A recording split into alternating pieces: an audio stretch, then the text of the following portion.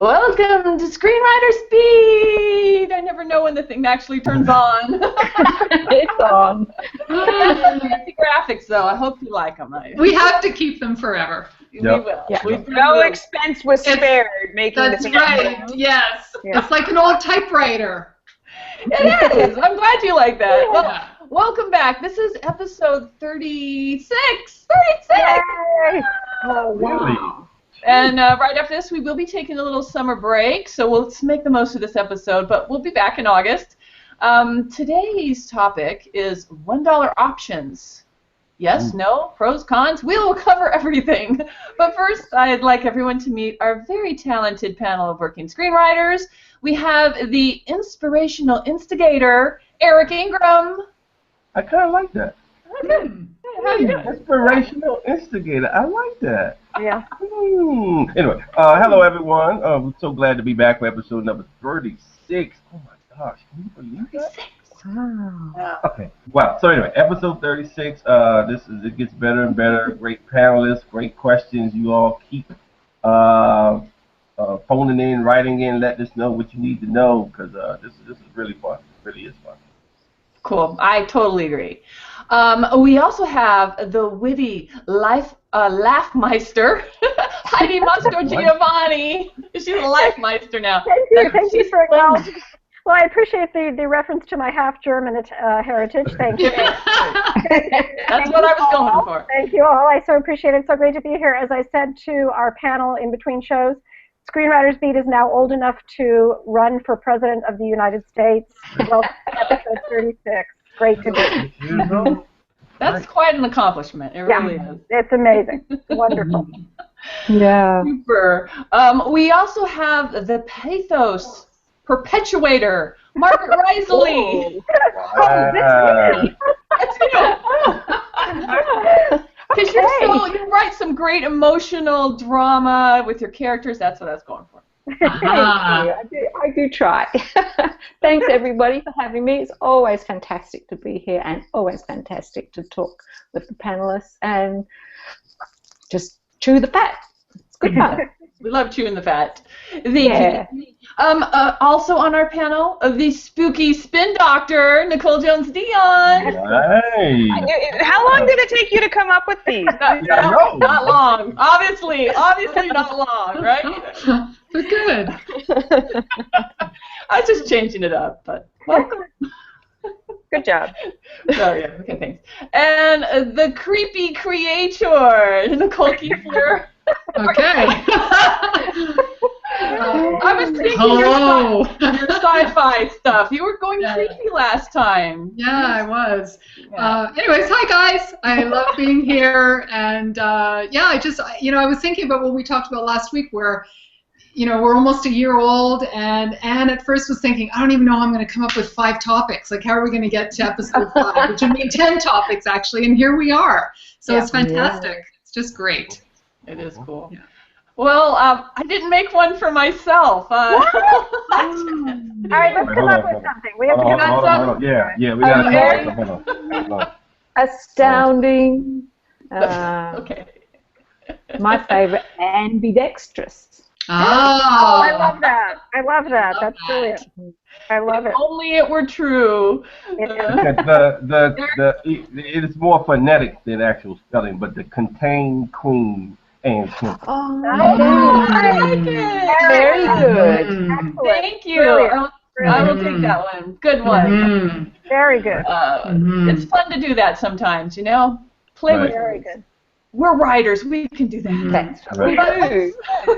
Let's jump right into the topic, which are options, $1 options specifically, because in our world of we're not A-listers just yet. We are negotiating. No, sorry, you didn't know that, but you're not A-listers. What? You're on the road. You are that way. Yeah. So you need to make some deals and make some. Take some options where they basically want you to work for free until the project makes money. When they make money, you make money, and that happens. But there's a lot of questions about these one-option deals. Is it a good thing, a bad thing, pros and cons? Eric, you're nodding your head. You taking some $1 options? Oh yes, oh yes. That's how you get started. I mean, usually, I always say, and you guys know I use a lot of sports things. I'm sorry, that's just kind of where I come from. You got to pay your dues. I'm sorry, you just have to pay your dues. So you have to prove yourself. And usually, if the fact that the producer likes your idea is a big step. I mean, do you understand how many thousands and thousands and thousands of terrible concepts that are out there? And they found one. They found the needle in the haystack. They like your idea. They think they can put some time in it. They think they can take it to their contacts. That's a good thing. That's a good thing in this business. So to start off with, thinking or demanding this kind of thousands of dollars for an option, like, no. The dollar is saying I'm investing this just to show you as a token, and it is a token. It's a token that A, I believe in it, and A, and B, I'm gonna do something. I'm gonna try to do something. What more can you ask for? That's what you can ask. The dollar is a lie. You're not gonna get that dollar. Right. Oh, I did one. You got You did? I have it here. It's for $1. Oh, I Gotta love make it it. legal. It's legal. I love I it. have I got a good one. A $5 option. You got a $5 option. Whoop. And did they give you the $5? Yes. Yeah.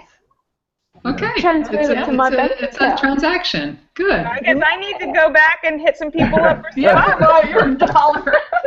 I got short change. Well, when it was renewed, because I've had the one I got paid for. You don't get that renewal dollar when they No. end the option. That you never get that. Yeah, my cheap bastards wouldn't even pay me $1. Well, there are obviously other ways to get paid, even if it's never made, right? You get the street cred, your option, right? Yes. Yep.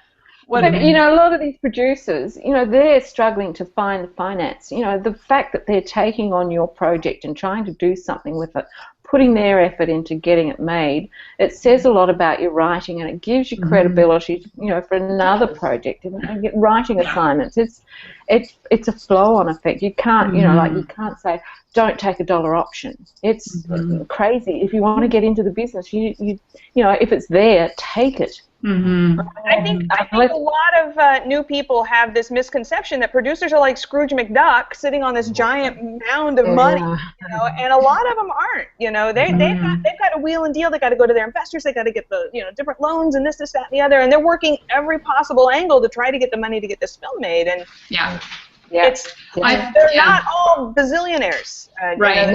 Ready to believe. Yeah. And get it on IMDb. Get it on in development on IMDb, ASAP, just to toss out lots of letters. Just do it. It builds your credibility. It really does. It does. And you're meeting people, and you have to do it. I don't see any argument. If anyone can come up with an argument against doing it, I have not heard a valid one. I think Not when you're starting out. When you're starting out, you got to do it. Yeah. But I think part of it is also that when you're starting out, people have the fantasy that they're going to sell, the screenplay to the big studios for $1.3 million, and it's just, it's not going to happen. It'll happen for 2 people, and the rest of us are going to be following the same path. So I think people out of how many? Seriously, how many? Right? Are they like millions of scripts floating around? Right? And 2 people make the $1.3 million or $750,000 deal or whatever. Most other people just don't, and I think that's where you have to weigh the realities of the industry versus what you think you're worth. When really, if you're just starting out, you're not worth that much. Doesn't mean you're only worth $1, but it doesn't mean that you're gonna not have to pay your dues. Is what I mean. It doesn't mean that you're not talented and that you're not deserving, but. Yeah, and I've heard the argument where people say, I spent 6 months or a year or multiple years working on this, and it's worth something, and I'm like, so what are you going to do if you turn it down? Then you still just spent 6 months, 9 months, a year working on something, and now you have nothing to show for it. You've got nothing in development. You've got nothing on IMDb. You've got no connections, no networks, no nothing. Yeah. So, it's like your first deal, suck it up, Yeah. Option your script and go work on the next one, because now you've got credibility and you can get something for the next one. And be delighted. Be delighted that you got an option. Jesus, come on, people. Take the $1 and go buy something nice. Buy yourself something nice, honey. Get something nice. The dollar store. The dollar store. well, let's say what are some of the advantages of taking a $1 option? I mean, obviously, it's working with a producer. That's a master class in and of itself, right? Yeah, it's a free education that they're paying you to do. Good because point. You will learn way more from actually working in development than you will regardless, however many books you take. I mean, the Screenwriting U PSA class is as close as I've come, but it's still, nothing replaces the actual experience, getting your rolling up your sleeves and getting in the trenches and doing the work and seeing for real, because now you're going to be working with directors, you're going to be working with actors, you're going to be doing things that you would not be doing if you were just learning out of a book. It's just completely different. You've been handed a marketing tool. I mean, you're handed a marketing tool for your next project and the one after that and the one after that. And you can get in touch with people and say, guess what, I just got optioned. I mean, it's invaluable. It's just do it, people. Do it. Yeah. Well, and if you work with someone that's has some credentials and are working in the business, it could lead to other work with them that is paying, right? Exactly. Because you just don't know how many people they know, how many people they've worked with, who they know. Yeah. It's and the nice thing about an option, eventually it's going to expire, and if either one of two things is going to happen, either your movie's going to get made or you're going to get your script back in 6 months, 12 months, however many months it is. So all you're really out at the most is some time. Yes. Right. And in that time, you're going to get producer notes that you can use as just put it in your option agreement that any intellectual property, that anything that you develop within that time, within that option period, returns to you if the option expires and it's not renewed. Well, that is what an option agreement kind of is, isn't it? It is that they get it for that amount of time and then it's yours. Yes, that's right. I mean, that's the standard. Yeah, that's right. But I think it's important that there are no claims against that project. Yes. If you take the producer notes and use them, they are yours to use if the option expires. So that's where you need that option agreement. Yeah. Don't just give it to someone without an agreement. That's right. Yeah, and don't ever give something away into perpetuity either. It's like, make sure it's got a very strict timeline on it. I mean, 6 months sounds like a long time, but in Hollywood, that's really not that long. Yes. Most of these agreements are for a year. You'll see some people try to get it for 2 years. Those if they're going to ask for more than a year, then you might want more than $1. Yes. But they all have the option to renew generally too, and then and usually if they decide to renew, at that point maybe there'll be some other money involved, because hopefully by then they've raised some money. It could. It could.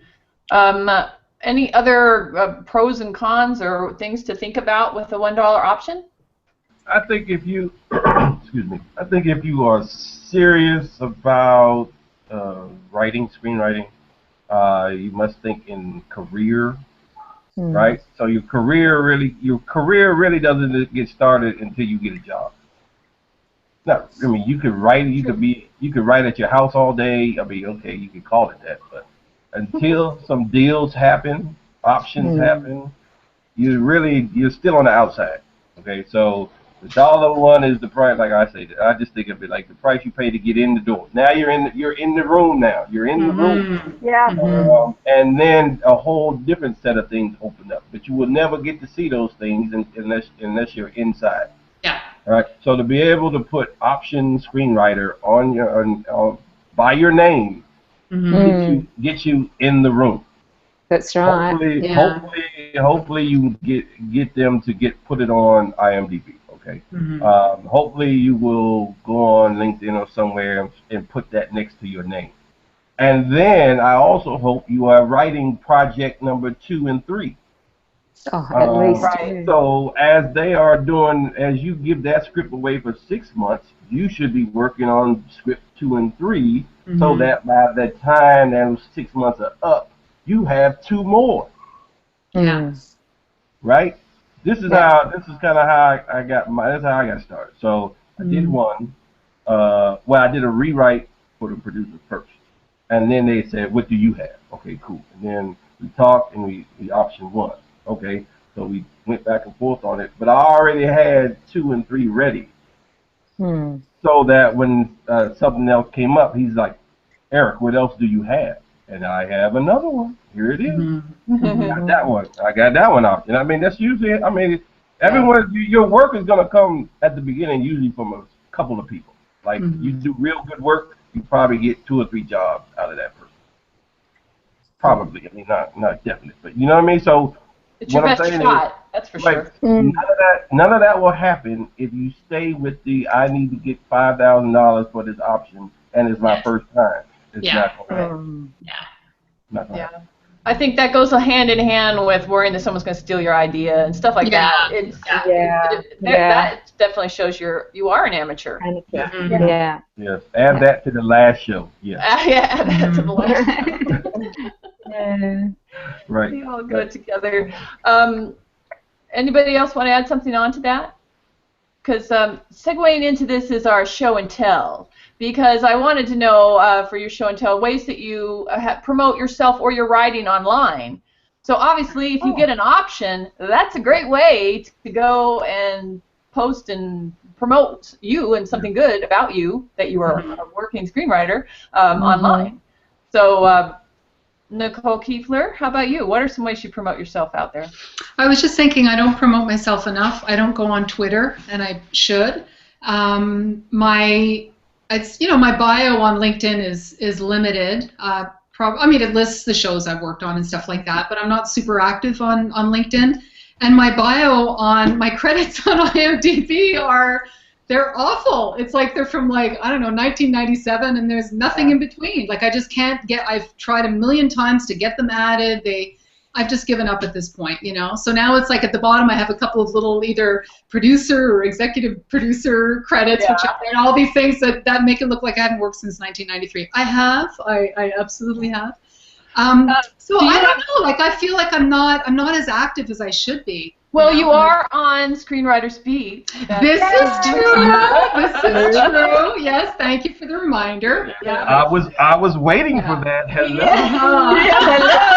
It's pretty big thing. Right. Also, are you on IMDb or how about IMDb Pro? I'm on IMDb Pro. Yeah. Well, if you're on IMDb Pro, you should definitely have your resume showing your updated information. You got that right? Yeah, but I don't find people look at that. So you have to do a click to actually go into the resume. It's like if they don't see your stuff sort of on that first main page. Well, yeah, I know. And if your stuff isn't there, it's tough. It's tough. It's so all that to say, guilty party. I have been shamefully terrible. Get out there, Missy. So I gotta get out there. Get going. Yes. That's okay. Gotta start getting. We all have room for improvement. Yes. Yes, definitely. Yeah. Nicole Jones-Dion, I know you do a lot of stuff. Yeah, I mean, but I really want to get to Eric because he's like LinkedIn master. Yeah. And that's the one chink in my armor is LinkedIn. That's the one thing I have not. I mean, because I'm on Facebook and I'm on Twitter and I'm on Stage 32. But does this do any good? I don't know. But LinkedIn seems to be the one that, like, if you can master LinkedIn, then the world is your oyster. Well, we will get to him since he'll probably be talking about that for a bit. Margie, are you a LinkedIn master yet? Yes. Oh, well, not a master. I've got 1,000 as of yesterday. 1,032 connections on LinkedIn. Wow, nice. Huge number of producers. But what have I done with it? Nothing. So, I'm really slack. I'm on Facebook. I am on Twitter, but I don't use it anywhere near enough. So I'm guilty. Along with Nicole, I need to do more. Yeah, and I'm on Screenwriters Beat. Yes, yay!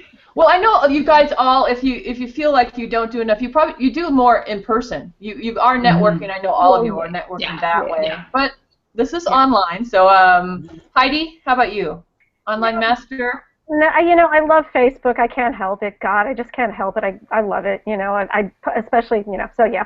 And I have a writer's page on Facebook, and it links automatically to Twitter. And I would love, as everyone else said, to hear what Eric's advice is about LinkedIn, because yeah, I don't do enough with that either. Mm-hmm. Eric, the yes, Eric. This is called that we're building. Eric, tell us, please. How do With the you lights do and it? the smoke. Tell us.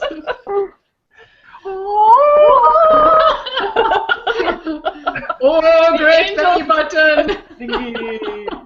Tell us. Oh, LinkedIn master. Okay. So here's the thing about LinkedIn, and well, let me preface it by this. It took me a while. I think it was the first phase of the MSc, Master Screenwriting Certificate program. For those of you who don't know, screenwritingu.com. Check it out, please. And I'm kind of like, I don't really think I should talk about myself. I just don't. Like, that's just how I've always been. But when I got into phase 1 and we started, actually phase 2, and we started doing this, I'm like, you're going to have to change how you think about this. Because how are they going to know you have scripts if you don't tell them? Like, how are they going to know you're a writer if you don't tell them? You know what I mean? Like, it was that kind of like revelation. Like, okay, so let me kind of switch up. So I went in hardcore. I just jumped in all the stuff we were doing in the class. And LinkedIn, I just jumped in. So literally what I did was, when I wake up in the morning, sign into LinkedIn, they probably had that part where the people you know section. Yes. Like, Yeah, you may know. like Yeah. like 300. I think it's 300 that comes up. But anyway, I went through and I made sure I hit 25 a day. That's what I did. 25 connections a day. Now, whether they said yes, it's a different story. But this is what I did: is just keep connecting, like just keep going, keep searching for producers, and so what I found was right now I'm at 5,000. Whoa. Cool. Wow. I'm at 5,000 right now. Probably 3,500, 36 like producers. And so what you do is this: put in producer, then on the side put Los Angeles. Click the Los Angeles button, and then obviously it'll come up all producers. Now here's the thing: the higher up people do not go to. You get like Harvey Weinstein pops up. Do not go to Harvey Weinstein. Okay? Or right? I'm serious because I did this. I'm only saying because I did it because I was fearless. I'm like, the worst they could say is no.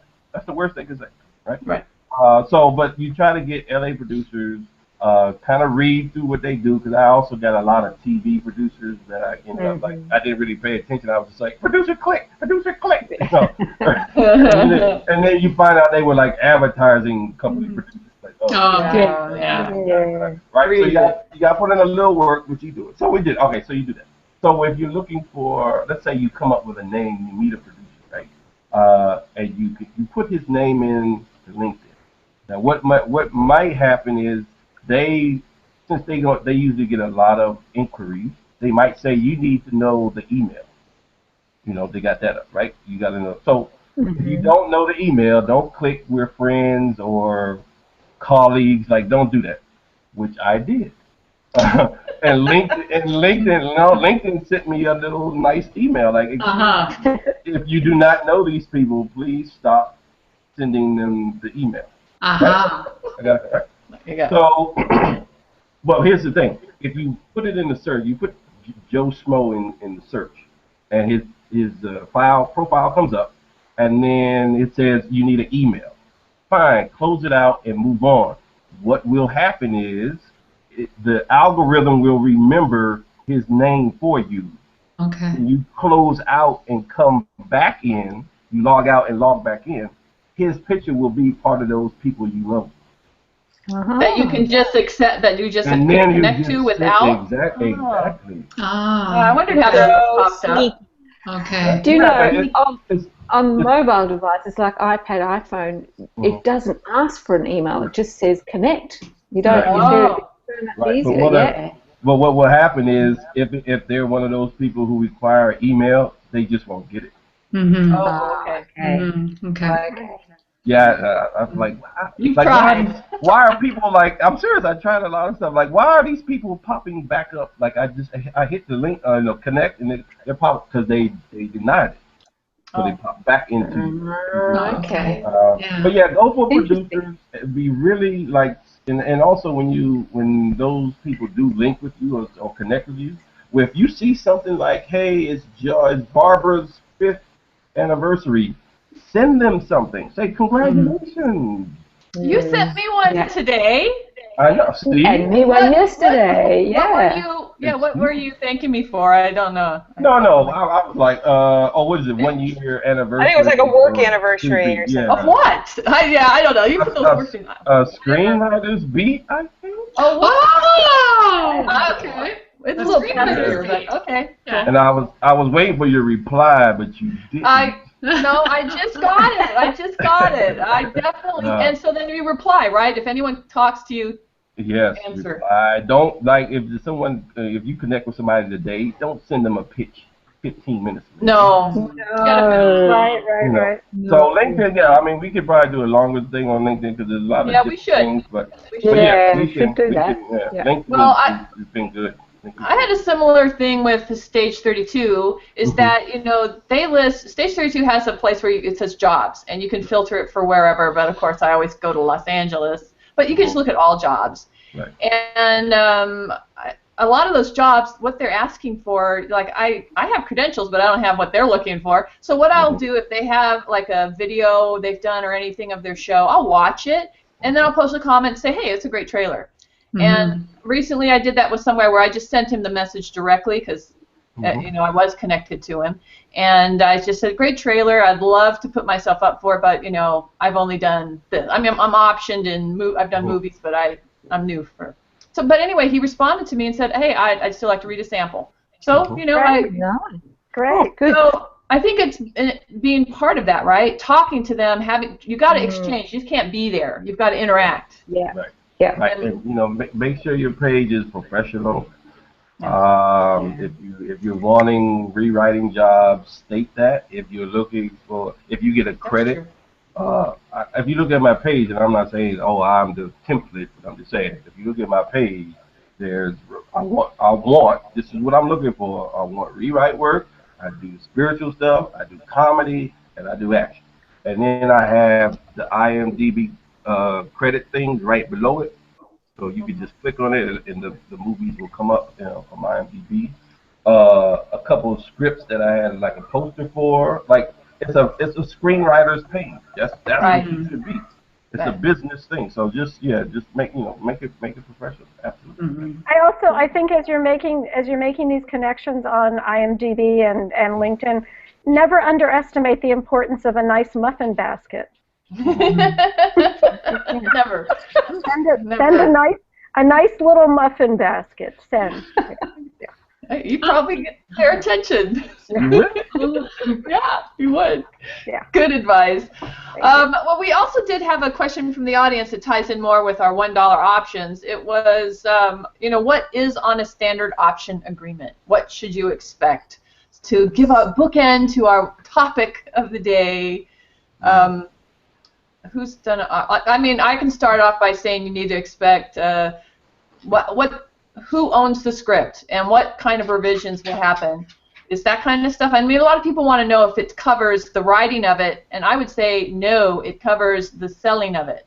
Absolutely. Yeah. What's your experience? Yeah, I've had options that have mentioned how many rewrites they would expect in the time. I think they're all pretty standard, aren't they? Yeah. Really? Yeah. From the ones I've gotten, it's the time, how Determined long. Terms.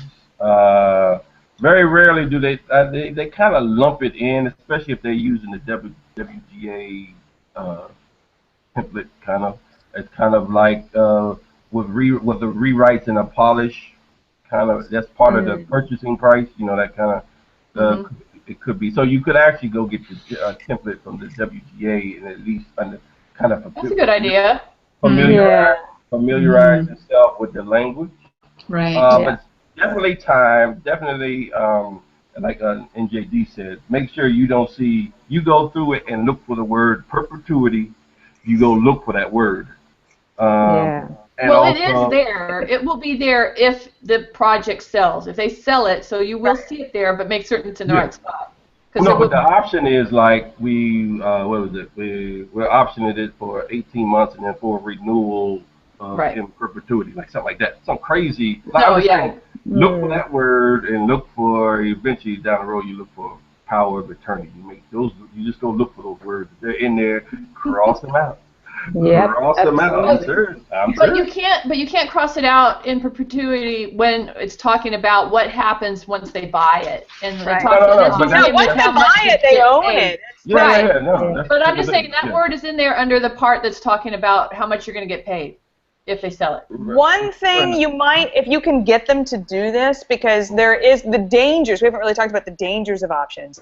The dangers of options is that they can string your script along indefinitely unless you have something in there that says they can't. And even if they have to cough up like $100 every 6 months or something, if it's a script, like for example, and this is very rare, and but like say there's another project that's similar and they just want to keep yours off the market, for example. They can keep just giving you $100 every 6 months forever. And then you've lost control of your script. So at some point, that's why I'm always like, pay attention to those timelines, and at some point you really want the rights to revert back to you. Either they make it or they give it back to you. They can't keep renewing into... Right. Usually the standard one only covers one automatic extension that they still have to tell you about. Then you have to agree on it. You have to agree on it. They can't just say, and we decided to renew it. That's not how it works. It's the wording. Well, it depends. I don't think it depends on your contract. One. That's the part you got to look at, because the standard ones I've seen and that I've signed say they have that option, because that's the problem is if you start working on a script, and that's why you need to know how long it's for. Because if you're working on a script, they're close to selling it. They don't want to lose it suddenly. So that's no. But it would be still in the, let's say, the 6 month range. It's still there to do that. They could do that. What I'm saying is, if you are trying to, if you get through the 6 months, right, and it's time for renewal. It's time for renewal. That means at that moment there is no contract. Well, that's the part I'm saying. You need to make certain if that's important to you. This is what I'm saying. But I don't think the standard contract says that you have to renew it. I think a lot of them say it's an automatic renewal. So check that. But you got to check that. But it shouldn't. You don't have to be that. That's what I'm saying. Everything is negotiable. Everything. Yeah. No, I agree with you on that. I'm just saying what you'll see in a standard contract, and if it's coming from a producer, the standard contract is probably going to say it's an automatic renewal for another 6 months. I haven't had that as an automatic renewal. I've never had that. I've never had automatic. I've never had that. Well, they got to pay you and alert you, but I think it's a good point. Like especially recently, like 6 months came up. They haven't called me, they haven't talked to me, they haven't done anything, right? There's no need to even renew, because you're not even doing anything. Right. It's over. Right. But you got to make certain that says so in the contract. That's what I mean. That's what I'm trying to say. And do we need to add, is it too obvious to add that you need to have it looked at by an entertainment attorney before you sign? I mean, let's just add it anyway. When in doubt, I think it's wise. I mean, there's a cost to that. I personally have a friend that's an attorney that's very thorough. He's not an entertainment attorney, so he actually goes over the board for it, which is good. Yeah. So it's good to know what you're getting into. Someone that at least can explain force majeure and stuff like that. Yes. Yep. Yeah. That's important. All right. Hey, guys. Another episode down and out, and it was a good topic, and I hope everyone got a lot about options. There's a lot of options to options, right? Yes. Yes, there is. Well, everything is negotiable. Everything. Get a muffin basket. Get off of Make them give you $1 and a muffin basket. $1 and a muffin. Heidi for the That will be in president. all our option agreements from now That's the name on. of my production company, $1 and a muffin basket.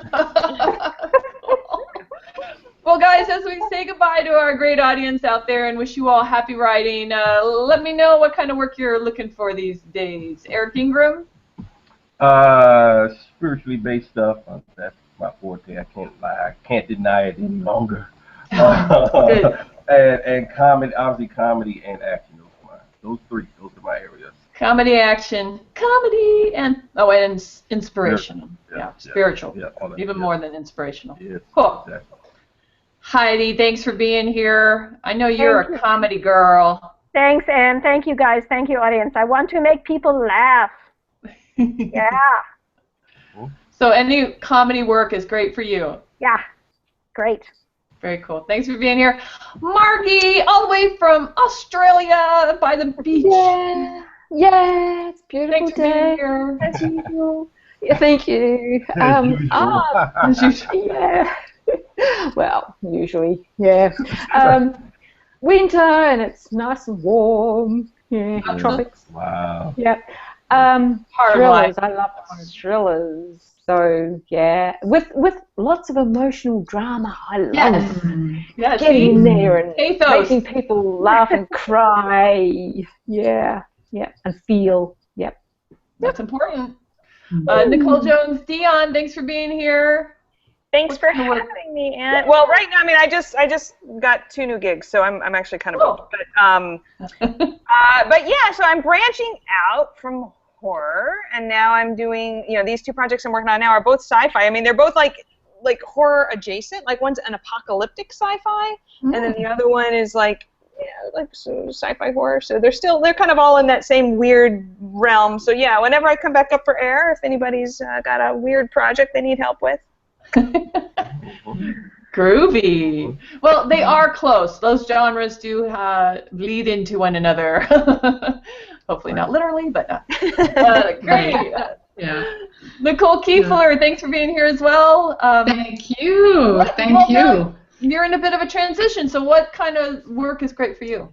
I would say actively looking for animation work. I'd really love to break in actually into the sort of teen tween live action stuff that's out there. Especially there's a lot of shows in Toronto that are pretty cool. And yeah, as far as film goes, gosh, I'm open to any kind of writing assignments in film as well. So, and I got my self-help book that I got to get cracking on, so I'm really busy doing that. So we need it. Get going. Yeah. I think a screenwriter self-help book would be really good, like a coach for us mentally. Yeah. Think about that. Goal setting, looking at your core beliefs, what's holding you back, what's going to move you forward. Yes. Yeah, for Read sure. that book. For sure. It could be called the Screenwriter's Shrink. Love it. Do it. Write it. Honey, I shrunk the screenwriter. I shrunk the Brilliant. For me, I'm doing a lot of TV right now, which I love, but I'm always into contained thrillers and like rewrite jobs. So keep them coming, people. There's a lot of work out there, but mostly we got to go out and find it, and there's nothing wrong with that. We could do that. Nothing wrong with that. That's right. Stay hungry. Stay hungry. Yes. Rewrite. Stay hungry. Yeah, good one. Yeah. Well, thank you guys for being here for the first half of our season. We will be back in August, but you can always find us on YouTube. We have now 36 episodes. Yay! Yay! Yay! Yay! Thanks again to my incredible working panel of screenwriters. You are the best. We'll You are. You guys are too. Yeah. Happy summer, everybody. Happy summer. Happy writing. Winter. Yeah. Winter, Margie. Winter for me. Bye, guys. Yeah. Bye. Everybody. Bye. Good talking to you.